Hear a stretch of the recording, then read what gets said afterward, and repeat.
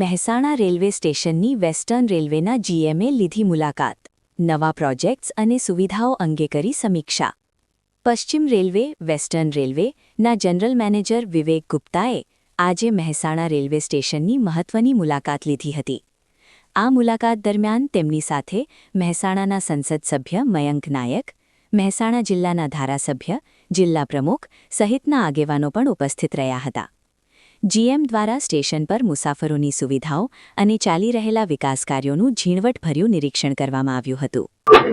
આજે રેલવેના જીએમ સાહેબ અને ડીઆરએમ સાહેબ સહિતની આખી ટીમ જેના વાર્ષિક ઇન્સ્પેક્શન હોય છે એ અંતર્ગત નવા ડેવલપમેન્ટ અંતર્ગત જોવા માટે અને રેલવે દ્વારા વધુમાં વધુ સેવા કેવી રીતે આપી શકાય એના પરીક્ષણ માટે આજે અહીંયા મહેસાણા ખાતે પધાર્યા છે.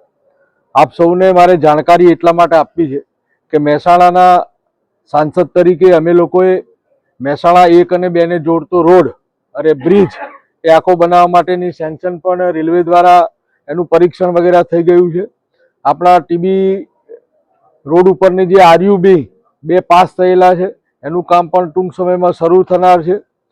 આવનારા દિવસોની અંદર રેલવે દ્વારા અહીંયા જે પ્લેટફોર્મની અંદર એક રેસ્ટોરન્ટ, એક મોલ આપણા મહેસાણા શહેરના પણ અંદર બનવાનો છે. રેલવે દ્વારા આખું આધુનિકીકરણ મહેસાણાથી અંબાજી આબુ રોડ સુધીની નવી લાઇનનું પણ કામ ચાલી રહ્યું છે.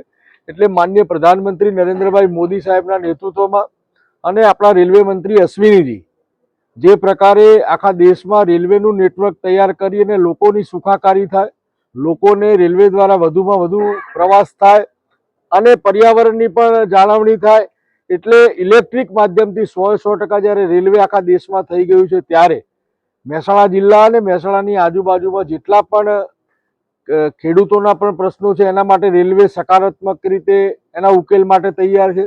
જે આરયુબીના પ્રશ્નો છે એના માટે પણ રેલવે માટે ની સકારાત્મક ભૂમિકા છે.